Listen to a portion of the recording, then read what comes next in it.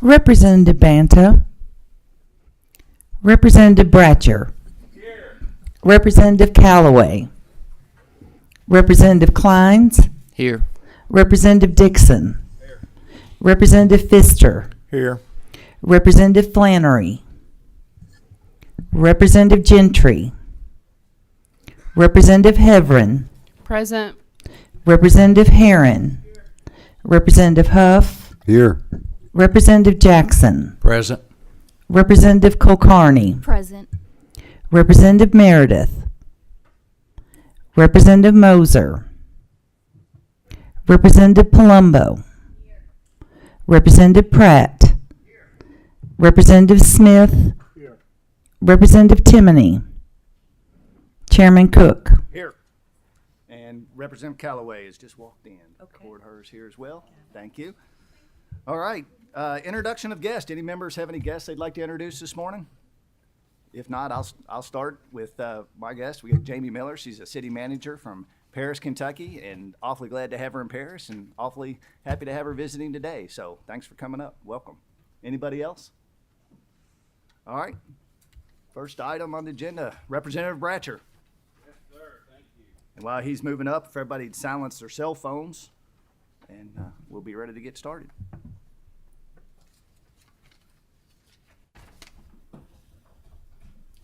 Thank you, Mr. Chair and committee. House Bill 287 is a bill that's it's a very simple bill. Currently, in organizations that participate in charitable gaming, no matter what your daily take-in on the gaming, you have to make a daily deposit. Well, hold on, before, we have a committee sub on this. That's And, right. So we have a motion on a committee sub. Is there a second? Second. So we got a motion by Representative Heverin. We got a second by Representative Smith. All those, or clerk, please call the roll. Voice vote. All those in favor signify by saying aye. Aye. All opposed, nay. Motion carries. Committee sub is now on the table. Currently, no matter what you make, you have to make a daily deposit. Some of these operations bring in $25. They got to make a bank deposit, $25. What this bill does is says that deposits are only once a week unless you reach 2,500, and then you make the deposit. So it'll be a weekly Yes, sir. deposit. We do have a motion on the bill, but we do have, before we can vote, we have one person signed up to speak in opposition. You're kidding me. Who is that? Mr. Chairman, Gene- if he wants to continue, he can. And Well, I'm gonna let, we've got one in opposition, then I'll take your motion. It's Gene Cole. Sir, if you come forward, please. And just make sure your green light's on, and state your name for the record. I've been doing this 2 years. Gene, I haven't heard from you. This is the first time I've seen it. Name is Gene Cole. I'm with the Kentucky Ethics League, Kentucky League on Alcohol, Gambling Problems, and Substance Use Disorders. I'm the executive director, president of the organizations. One thing I was looking, I just kind of looked through the bill quickly just recently, was I don't know, I didn't really see anything directing the organizations that run these games to donate to the charities or donate in a certain amount. I don't know if that's in the laws. Or, Representative Bratcher. We just did a committee sub that knocked out like 90% of this. Yeah, the only thing on the table is the very last paragraph dealing with the $2,500. okay, I didn't get a chance to see this committee sub, No problem. so I'm not sure what it says. It's, Thank you. take a minute there. And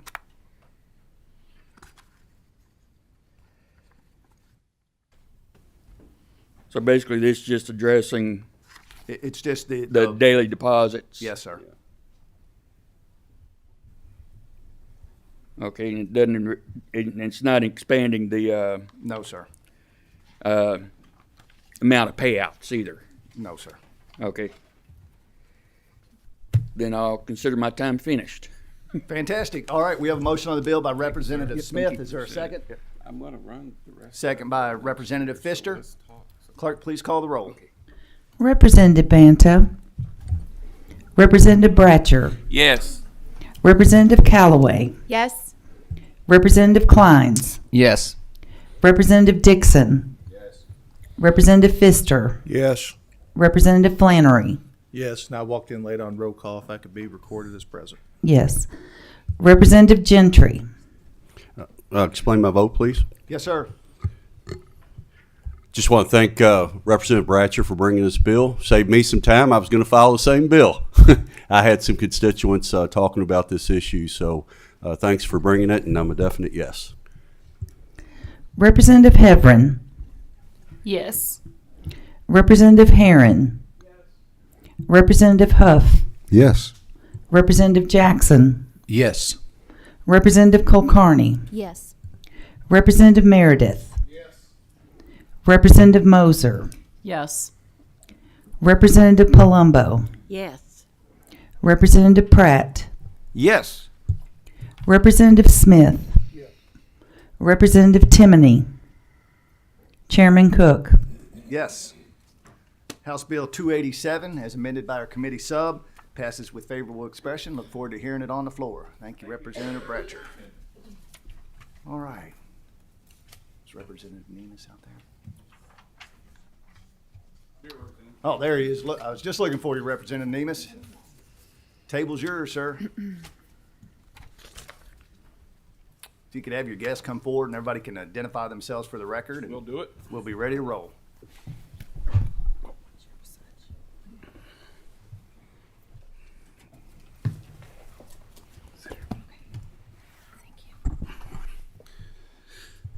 Jason Nemus, State Representative, House District 33. Identify yourself. Christy Peterson, Kentucky licensed APRN and CNM. Kasia Bryant, Executive Director of Mama to Mama and Midwifery Student. And I'm Mary Catherine Loader with the Kentucky Birth Coalition. Mr. Chairman, thank you for this opportunity to present to the group today. Sorry, I'm gonna get this water cups out of my face so I could see the front row. So this bill has had a long path here. I think this is the third or fourth year I've sponsored it. It's been sponsored before me. We've improved it each year. Representative Moser has worked, helped push along a lot of improvements, and I think it's better this year than it has been. I want to start by just saying that the touchstone for me has been safety. We want to make sure that this is a safe environment for women to have their babies. Right now in Kentucky, they can have a baby at a hospital or they can have them at home, and a lot of people who choose at home will choose these birthing centers, which I believe are safer for those individuals. And this is also want to note before I turn it over to people who know a lot more about it than I do, that we are one of only 7 states that don't have this. And ACOG is in support of freestanding birthing centers as well. So, you know, these are safe, and that's important to me. And so we'll have a quick presentation and take any questions. Thank you, Representative Nemus, and thank you, Committee and Chairman Cook, for the opportunity to speak to you today. As I said, I'm with the Kentucky Birth Coalition, and we are an organization of families that support expanded safe birth options in Kentucky. Freestanding birth centers are not a new concept for Kentucky. In fact, we already have administrative regulations for the licensing of freestanding birth centers, and we already have Medicaid administrative regulations for the reimbursement of freestanding birth centers. And although we have these things, we have not had any of these facilities open here since the late 1980s. And families in Kentucky want access to freestanding birth centers, which is why we have been working on this. We already have some families that are leaving Kentucky, going to places such as Jeffersonville, Indiana, across the river from Louisville to access a freestanding birth center there. We also have families going down to Nashville for a freestanding birth center there. Senate Bill 67 would support a renewed evolution of freestanding birth centers in Kentucky by clarifying that the certificate of need requirement does not apply to birth centers. This bill does not alter the certificate of need requirements in any other way or for any other type of facility. It only deals with this very defined subset of freestanding birth centers. For anyone who may not be familiar with the certificate of need, it is sometimes called the competitor's veto. It's a process where healthcare facilities such as hospitals must receive state approval before opening. In this process, entities such as hospitals are able then to raise objections to the applications for other small businesses such as freestanding birth centers, hence the moniker competitor's veto.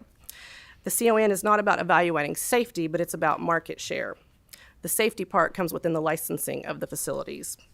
The second objective of Senate Bill 67, that was from yesterday. This is House Bill 129. Nobody corrected me, so you all just looked at me like I knew what I was talking about. Yeah, for everybody, they're mirror bills, right? are. Representative Nemeth, so we got you. So one was yesterday, now I'm on today. So House Bill 129 is to require the Cabinet of Health and Family Services to update and modernize the birth center regulations for licensing. Under this licensing of a birth center would require that the birth center obtain accreditation from the Commission on the Accreditation of Birth Centers, abbreviated as CABC. This is the accreditation that's considered the gold standard for freestanding birth centers, and it's what's recommended by the American College of Obstetricians and Gynecologists, or ACOG, if you've heard that acronym. In the process of updating the existing regulations for licensure, the Cabinet will have the opportunity to review all the requirements for birth centers and adjust those as necessary. Sections 3 through 8 of the bill update language used in other parts of KRS where birth centers are mentioned so that we're using the same phrase every time of freestanding birth center. There's a couple of different phrases that are used in various places in statute, so this gets every mention of that on the same page with the same terminology. And with that, I'm happy to assist in answering any questions, but now I'm going to turn it over to Christy Peterson. Thank you. So as I mentioned, I'm Christy. I am a nurse midwife licensed in Kentucky and Tennessee, and I own a home birth practice that serves several Kentucky counties. I'm involved nationally with the American Association of Birth Centers and Commission for the Accreditation of Birth Centers. I also chair the Standards Committee for AABC, which sets the national standards for freestanding birth centers. So I'm just here to talk a little bit about what birth centers are. They're a home-like setting where families can receive maternity care, and they are not hospitals and don't offer anesthesia. Evidence-based care is provided in the midwifery model of care in these facilities with informed consent and shared decision-making. And a key component of birth center care is continuous risk screening. Not everybody is a candidate for a birth center, and I think that that's really important, that we want these to be a place that are for low-risk families experiencing a normal birth. Women are screened for risk status at entry to care, throughout pregnancy, during labor, and also while giving birth to ensure that they're appropriate for the birth center setting. So multiple studies do demonstrate safety in birth centers and good outcomes when care is provided according to the AABC standards that are part of the requirement for accreditation through CABC, which this bill would have included in the regs. Good morning. April Valentine died in childbirth on January 10th, 2023 at Centennial Hospital due to medical neglect. She and her boyfriend complained for hours to the nurses that she could not feel her legs, and they told her they could not call the doctors because they would be upset. In my own personal experience, having to witness a family lose a baby during labor because of the negligence of hospital staff, and then getting word that the same hospital staff tried to place blame on the family makes the fight for birth centers much more personal to me. As a current CPM student, having the opportunity to have a birth center in the community that I will serve will be monumental. The more and more that Black women and women of color learn about the climbing rate of maternal deaths that plague our community, the more and more we are searching for alternatives to birth our babies. There are so many barriers around home birth for women who look just like me. Having a birth center right across the bridge in Indiana isn't obtainable for most because they do not accept Kentucky Medicaid. Birthing in their own homes may not be ideal because their home setting isn't one that will foster a fitting setting for birth to bring forth new life. Choosing where you give birth should be a right that every birthing person should have the opportunity to exercise, whether that choice be a birthing center, at home, or in a hospital. The maternal mortality rate in the state of Kentucky is alarmingly high. I have personally feel as though it is indicative that a change needs to be made to incorporate different models of care surrounding how and where births should take place. Thank you. Motion on the bill. We have let me find where the motion came from. first. Who had the motion was from Representative Pfister, who was second by was Representative Huff. So we've got that on the table, but I believe we have several questions and comments before we get going. So, Patrick Flannery, did you have a question, sir? I do, Mr. Chairman. It's Floor kind of is a yours. two-part question, please. This question, I guess, would be for, not for Representative Nemus, although he'd be welcome to answer this, but for one of the other presenters. You know, a lot can happen in the birthing process. Child can be malpositioned, or maybe the shoulders get stuck or something like that. If there's some sort of complication, the way I read the bill, there's some sort of transfer plan and policy to a hospital. I guess my concern is, why would we want to get in a situation where we would have to transport the mother so she could have a successful delivery? That's a great question. Thank you. So, essentially allowing for choice for families who already may be choosing to birth outside the hospital. This can allow them a facility that has standards for when transfer would become necessary and guidelines for when it's time for a safe transfer. We don't need to wait until it's an emergency to decide to do those transfers. And so when you look at the National Birth Center Study 2 that looked at over 15,000 births, only 1% of the transfers were emergency transfers. Most transfers were non-emergent transfers that occurred during a time when things were not emergent yet, but there were concerns. And so a transfer to the hospital is not a fail when it comes to going from out of the hospital to in the hospital. There are times when people need those interventions, but they may not want to start in the hospital and have those interventions when they don't need them, because there's also risk inherent in that as well. I can follow up, Mr. Chairman? Yes, sir. So let's say there is a situation that would require I guess what you would call some sort of surgical intervention, such as cesarean section or something like that. Are these birthing centers able to do those should an emergency arise that would make it so urgent that it would need to be performed forthwith? Freestanding birth centers do not do surgery. Okay. Thank you, Mr. Chairman. Representative Moser. Thank you, Mr. Chair, and thank you for being here today. I appreciate the work that you've done on this over the years. I know that this bill is stronger than it has been in the past, and so I appreciate that. I appreciate the work of Representative Nemus on this. It looks like you said that it doesn't move, it doesn't change CON, but in Section 1, subsection 3, a certificate of need shall not be required to establish. So we're moving this out of the non-sub review. Is that what I'm hearing? That's right, for the purpose of birthing centers. That's right. It doesn't change the CON in any other way, the hospital CON. Yeah. It would exempt birth centers from the CON requirements. So not moving them out of non-sub to the other type, but exempt altogether from CON. But it doesn't affect anything else for any other facilities other than birth centers that are subject to CON. Oh, I see. Okay. If I may, I have a couple more questions. I too am, as you know, we've had many meetings about this. I'm concerned about safety. I'm a former neonatal intensive care nurse, so that is my bias. I was a transport nurse. I picked up sick babies, and so I attended high-risk deliveries, so I only saw the worst. I get that. But I am concerned about transfer agreements. Is there and I apologize if it's in here and I haven't seen it, but is there a requirement for a geographic proximity to hospitals? And is there a partnership requirement with hospitals? There is a requirement to have a agreement with your transfer hospital. That is part of the CABC accrediting guidelines on what your plan for transport is. And so that includes things like what the actual transfer service is, so EMS, in addition to your agreement with the hospital that you're transferring to. You also need to take into consideration things like having those agreements with obstetrical and pediatric care providers, because it's not just about the mom. Yep. Right. And Representative Moser, that's found on page 1, lines 16 to 19.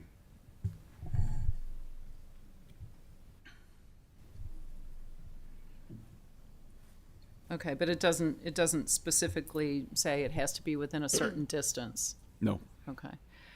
All right, and then last question, if I may. Yes, ma'am. Where's the OBGYN in all of this? Is there a partnership? Is an OBGYN on staff, part of the board? Where's the guidance and oversight? So the OBGYNs can be part of that consulting or transfer relationship. That is in a variety of different ways. If you look at birth centers across the nation, not all of them have a OBGYN in-house during deliveries. And so that may be someone who you have your relationship with at the local hospital if they have a laborist group that covers, or it may be with a specific group depending on the birth center. And so that would be covered in the transfer agreement plan. Okay. If I could just add to that. So when we talk about birth centers and we talk about collaborations with hospitals, OBGYNs, for me being a CPM, the only thing that's going to change is that I have a specific location where my clients are coming to give births. Otherwise, I'm traveling to their homes. And everything that is being brought up can happen in a home. We might need a transfer from a home. We might need a transfer from a home to a hospital. They might live 20 minutes from the hospital. They could live 5 minutes. The only thing that's changing in this aspect is having an established brick and mortar location to do births outside of the hospital. It doesn't change the care at all. An established brick and mortar that has to meet pretty stringent licensing requirements. And I want to just highlight 3 things. There has to be 3 things present, right? A facility that has met very strict licensing requirements. Okay, it has to have a it has to have a woman who wants to choose that. Okay, so the woman has to make that choice, and then it has to have a woman that facility has chosen, because they're also doing constant, continuous care evaluations. So those 3 things have to be present, and I think for me that assuages my fears about protections and security, because those 3 things are pretty important, and they have to be present when a woman has a baby at a birthing center. Okay. You have one May more? I just One more? I You're gonna just sneak wanna another one comment in? quickly? One I'm more. just going to comment. So, yeah, I appreciate all of those answers, and it makes me feel a little bit better. I don't anticipate a proliferation of these, because the onus of building and maintaining this business is on whoever builds it, right? If I were going to do this, I would partner with the hospital, so they would subsidize it. But y'all can do whatever you want. And I like that the liability is outlined here, because that's important. If somebody makes a decision to have a baby in their home and something goes wrong, or in a freestanding birthing center and something goes wrong, the liability is there, not elsewhere. Right. So I think that's a really important part of this. I think it's better. Thanks for your work, and I'll shut up. Look forward to your yes. Thank you, Madam Chairman. All right, let's go with Representative Jackson. Thank you, Mr. Chairman. In speaking with Representative Nemes, of course, safety of the mom and the baby is always my number one concern. I had a friend in Bowling Green last year. He owns the best restaurant in Bowling Green. His 27-year-old daughter was having a home birth, and she passed away. So it does happen in the hospital, but it does happen at home also, unfortunately. So with that said, safety, what about the financial? Is insurance acceptable to this? And what would the average price of one of these births be? Yes. So insurance can reimburse for maternity care and birth centers. There's two types of reimbursement. There's reimbursement for the provider, and there's reimbursement for the facility, similar to how there would be reimbursement for the OB and the hospital if someone was planning a hospital birth. On average, the reimbursement for a birth center facility is much lower than a hospital because of the types of services that are rendered. But it's still found to be a cost saving for the state, for example, with Medicaid reimbursement, because in addition to the lower facility fees, there are also in midwifery care, lower rates of C-sections among the populations who are low risk when compared to those same low risk people giving birth in another facility. Thank you. And I just wanted to add on, I know that we spoke privately about the situation that you mentioned, and as I shared with you, that unfortunate incident occurred once the person was no longer in the home birth setting. So, Representative Kleins. Thank you, Chairman. You know, I had a wonderful meeting with the Kentucky Birth Coalition a couple weeks ago, so I really want to commend them for spending some time with me. I do have a few questions. Are midwives required to have malpractice insurance? so midwives would be held for the same statutory standards as other providers in Kentucky, which is that we don't have statutory requirements for any providers.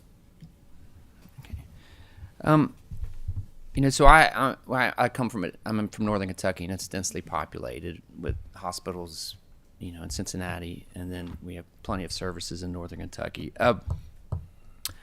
How does this impact positively or negatively or both rural hospitals?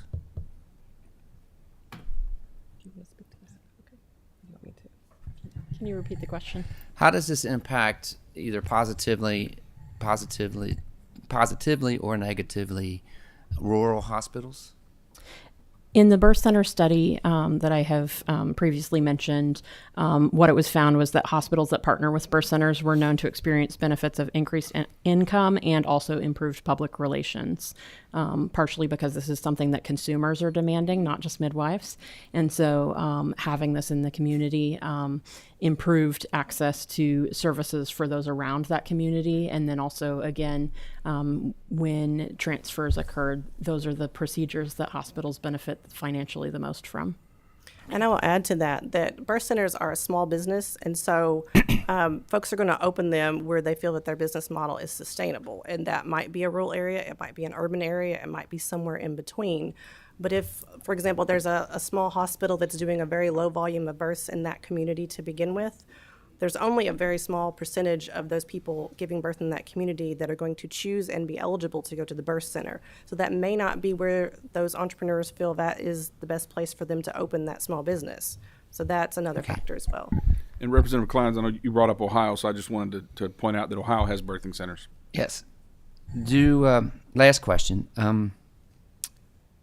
Do hospitals hire midwives? Yes. There are hospitals who have midwives. Not every hospital does have midwives on their service. I have privileges at a hospital in Nashville, a women's hospital there. But that is not a requirement for opening a birth center. All right. And hospitals can open birth centers too. All right. Thank you, Chair. Thank you all for working so diligently to care for moms so we can bring some beautiful babies into the world and love on them. And that's my statement. My question was in the financial regard, so it's been addressed. So thank you all for your time today. Can I just comment on that? The overall cost savings in birth center study 2 was $30 million on the 15,000 women who chose to give birth in the hospital, in the birth center setting. And in a Strong Start study, which was by the Center for Medicaid and Medicare, that one showed that Medicaid saved $19 million per 10,000 births just in facility payments and C-sections that were prevented for that model of care. Representative Timoney. Thank you, Chairman. And basically just a statement and to speak on behalf of this bill. If we look at the world, the data behind maternal mortality. One of the data points that sticks out is how low the United States is on that list. I mean, we're the greatest country in the world. Other countries send their students to become doctors here, to return back home, and that health outcome is not equating there. Now, I'm in a district where we have world-class hospitals. I mean, we have world-class hospitals in my district. However, birthing centers statistically have shown to improve maternal mortality rates in women, and specifically in minorities, in the marginalized community. As chairman of the Race to Access to Opportunity, this is one of our priorities, and I am in complete support of this bill. Thank you. Mary, we met a couple weeks ago at the. There you are. We came to Paris there. We met at the library for 45 minutes or an hour. I actually came into that meeting slanted heavily against the bill. And the reason for that is a little personal, and I think I told you my son had high drops, and we discovered this in ultrasounds, and so because of that, we were born at the hospital, NICU, and now he's bouncing around and 7-year-old maniac. And so the reason I was against this, because I was so concerned, about that being discovered, and we had a big discussion on ultrasounds, which has nothing to do with this, because right now we don't, a woman can choose not to have an ultrasound along the way. And we had a midwife there, I can't remember her name, but I think she's delivered 900 babies, I think she told me that morning.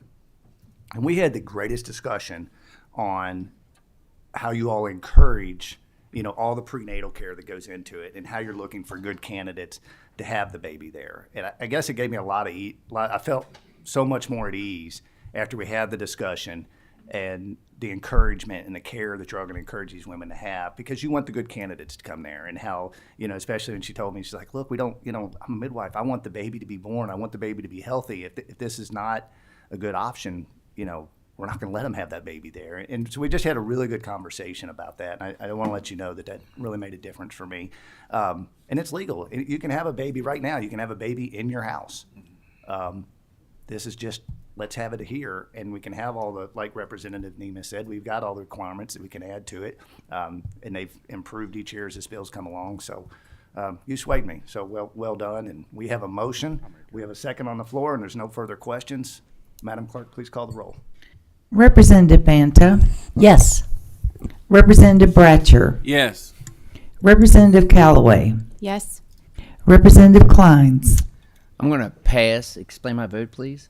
Yes, sir.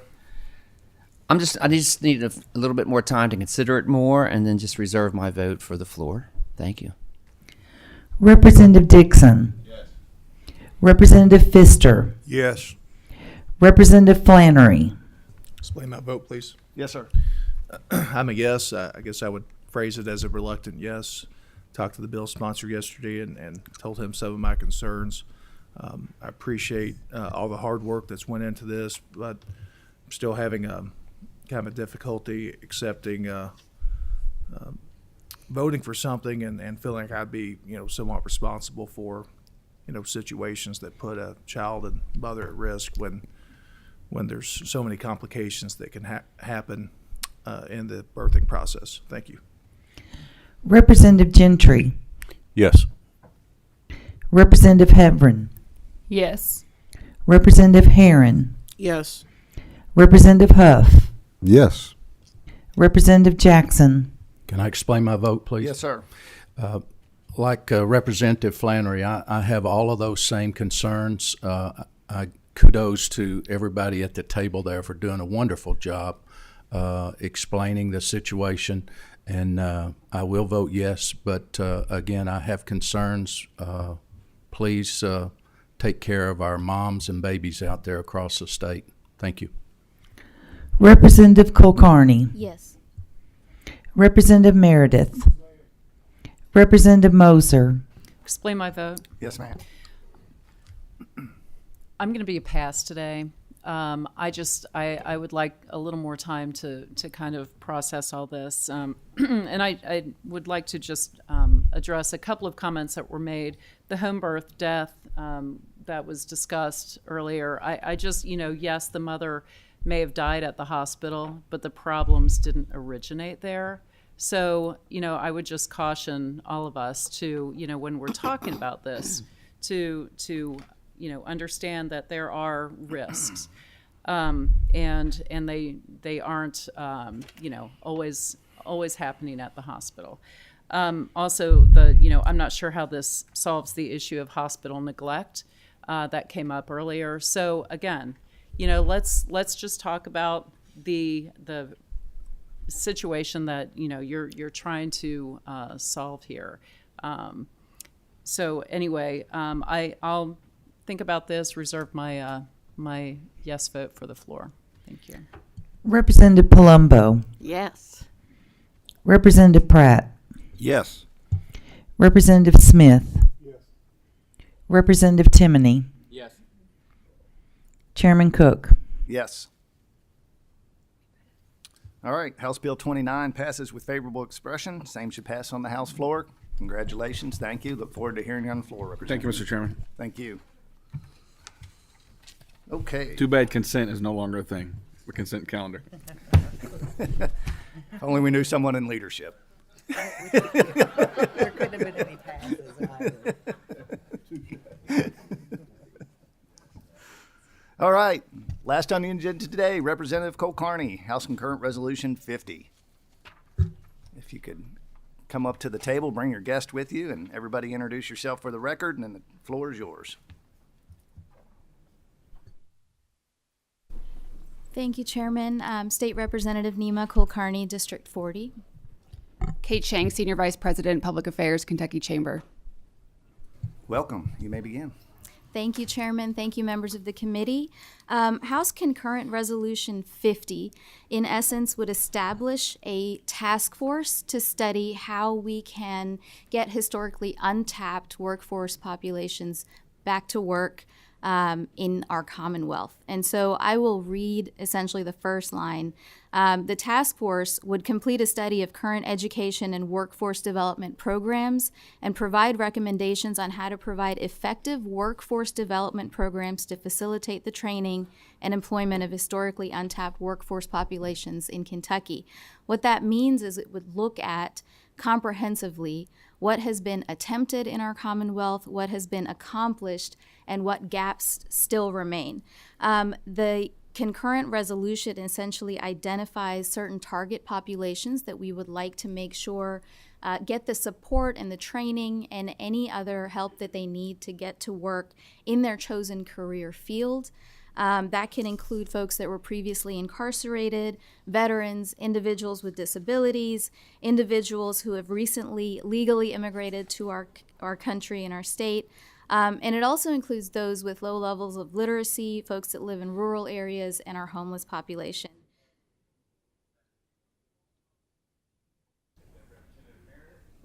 And we have a second from Killian Timoney, Representative Timoney, but you have a guest with you, and I think it'd be fair if she wants to speak to let her say a few words or not, whatever she chooses. Thank you, Chairman. The Chamber is very much supportive of this legislation, and we appreciate the work that you continue to do on tackling our workforce shortages in Kentucky. We have much work ahead of us, and we are happy to participate in this task force and engage in any way we can to support this effort. So thank you for allowing us to be here in support of this bill. All right, thank you, Chamber. Representative Gentry has a question.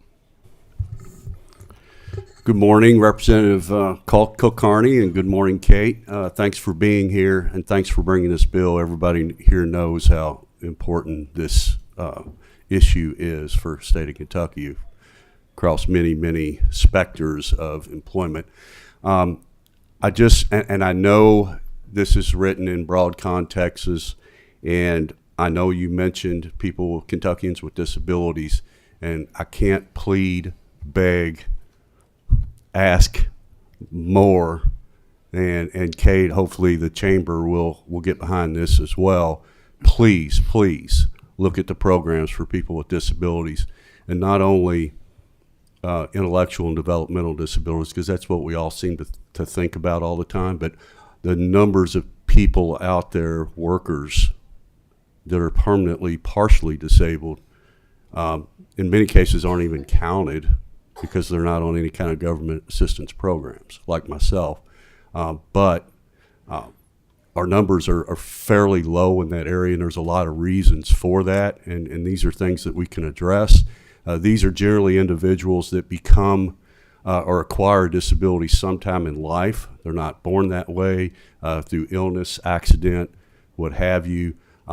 In many cases, these types of people, and this would include me from a personal experience, my biggest challenge was not the fact that I had one arm. My biggest challenge was mental.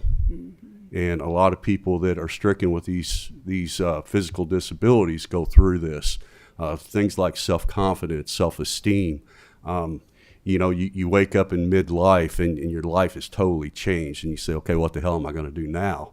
These are real feelings and real thoughts. And the fact of the matter is your life's not over. Your new life has begun, and there's all kinds of things you can do to be productive.